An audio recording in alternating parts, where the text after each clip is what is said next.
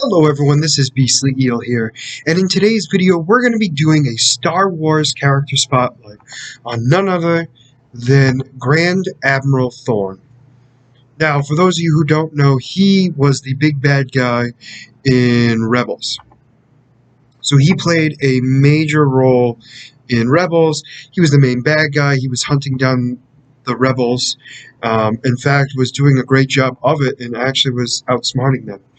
Um, But little was known, at least from Rebels itself, a lot of his past. And what I found out doing research on him was the fact that his past, a decent amount of it is known, which I'm kind of impressed by.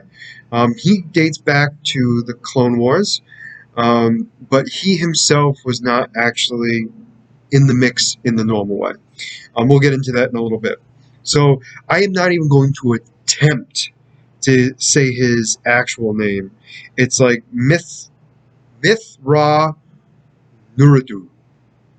Um, but anyway, he's better known by the code name Thorn. Uh, Thrawn. Thrawn. Sorry, Thrawn. Oh my gosh, I'm bad. Grand Admiral Thrawn. Anyway, so he is a Shis male officer of the Shis ascendancy, and he eventually became Grand Admiral in the Imperial Navy. So, he was an alien Imperial officer, obviously with striking blue skin, red eyes, a very angular face. He was known as a brilliant and ruthless strategist. He believed that in order to achieve victory in war, you must know your enemy. With that, he actually made sure that he understood the philosophy, art, and culture of his opponents to make sure that he would be able to know all about them and how to defeat them. He also,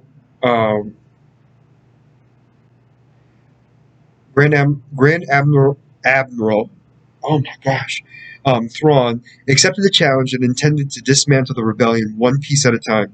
He thought it'd be easier to break them apart than it would have been anything else. But anyway, let's go back in time before the Imperial Empire actually existed. We're going back. He served on the expansionary defense fleet of his race, native of the planet Rentor. He was located in the unknown regions of the galaxy. He served on the defense force of his nation. Of his planet, with both valor and controversy. Apparently,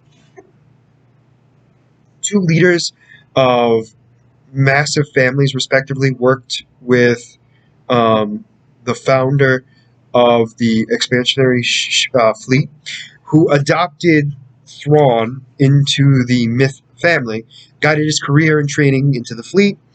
They also worked to guide him and became close friends with him.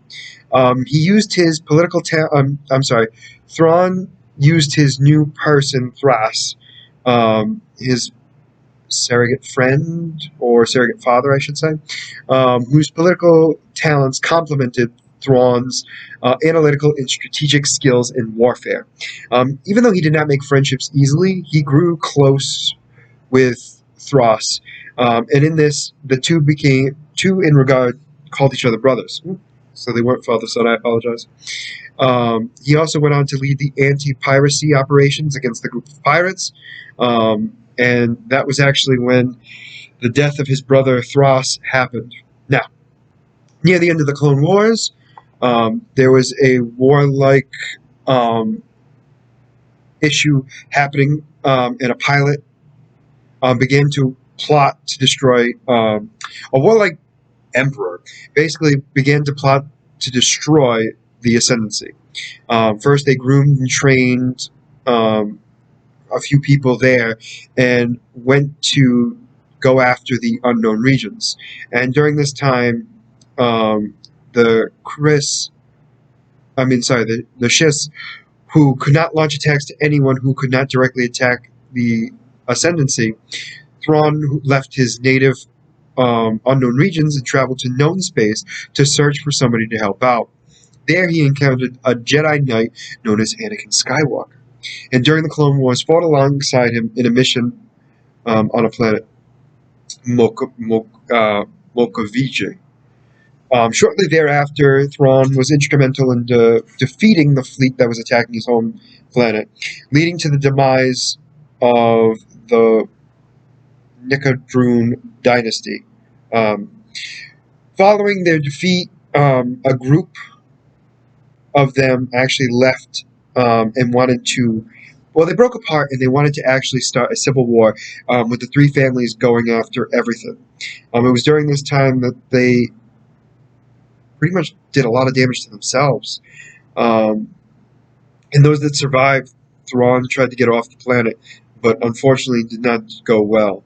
Um, Also, following this, following the Galactic Republic's reorganization into the Galactic Empire, Thrawn was offered his allegiance to Emperor Palpatine, having deemed an alliance with the new regime beneficial to the remaining of his people.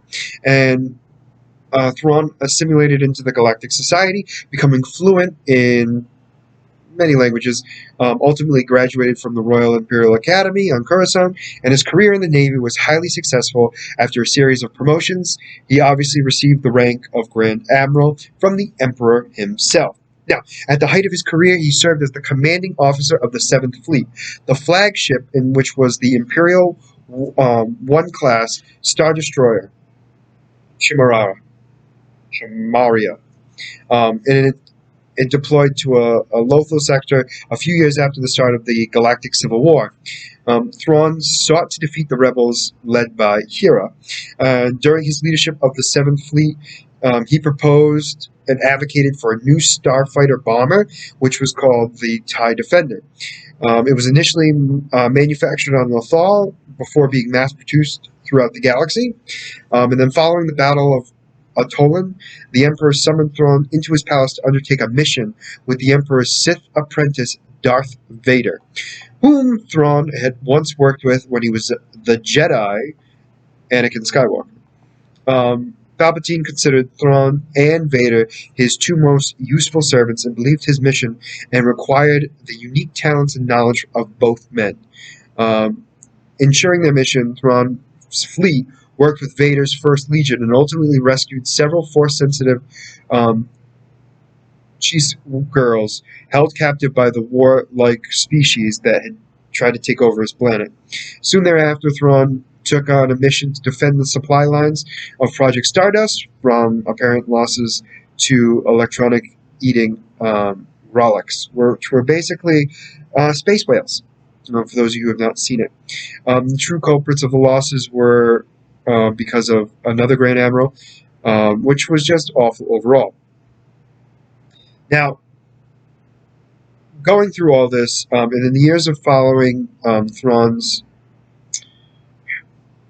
went after the rebellion one last time, and he and Padawan Ezra Bridger were on the 7th Fleet when it was being destroyed, and in fact, they were launched into hyperspace, taking them both into a great unknown.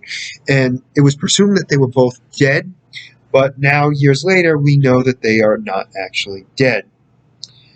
So little is known on where they are now, but what we do know is that Thrawn is going to be playing a major role in Ahsoka, the show. But let's talk about some of his skills and abilities. So he had a great military mind. He knew how to deal and move the pieces of the military to really benefit him and get what he needs done. He was also great in multiple types of blasters, weaponry, hand-to-hand combat, and he was excellent with learning culture. He spent time gathering materials to know more about his enemies so he could then take them down from the inside out, because he thought that would be the easiest way to get the job done. Now, even though in his mind it was the easiest, it was also the slowest. Even though he had great success in everything he did, it did take time to do so. He was also a great tactician, which shows that he did an excellent job making sure that he knew exactly what he was doing and had a plan for everything. There was nothing that was going to be a surprise to him overall. Obviously, his combat prowess We've already talked about that. He was also an effective ground commander, so even though we've seen him more on the ship, he could lead men on the battlefield with little to no issue at all. And he, like I said, he had a lot of equipment that he used because he was proficient in a lot of weaponry. Now, like I said earlier, he is going to be playing a major role inside of Ahsoka, and we're going to know more about what happened to him and Ezra after they had left into the wormhole. So a lot is unknown about what has happened since that time in Rebels, but we're going to know more about what happened during Ahsoka Tano's show. Looking very forward, looking forward, sorry, to finally seeing this character in live action. So it's definitely going to be an interesting thing. I'm very excited about it. Let me know what you guys think in the comments below. Do you agree with it? Do you disagree with it? Are you excited about him being in a live action show now? Or do you think that we should be focusing on new characters? Personally, I think it's a great idea. I thought he was one of the best villains, and he wasn't given enough screen time personally, or at least enough time to shine, in my opinion, where we're going to hopefully see him in a better light in this new series. Not to say he was in a bad light in Rebels, but it was felt so short, especially with somebody with such influence. Very much excited to see what they do now. Now, as always, if you like the content you see, please like and subscribe below. Other than that, this is going to be Beastly Eel signing out. Have a great night.